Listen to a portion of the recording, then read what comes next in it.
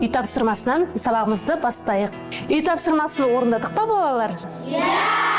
Ендеше, ата-аналарымыздың мамандығы туралы айтайық. Кім оқығысы келеді?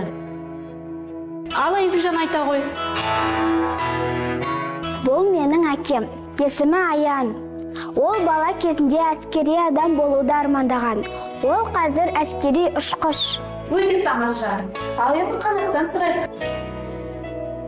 Бұл менің әкем, оның есімі Жанбек. Ол бала кезінде архитектор болуды армандаған, ал қазір арманына жетті.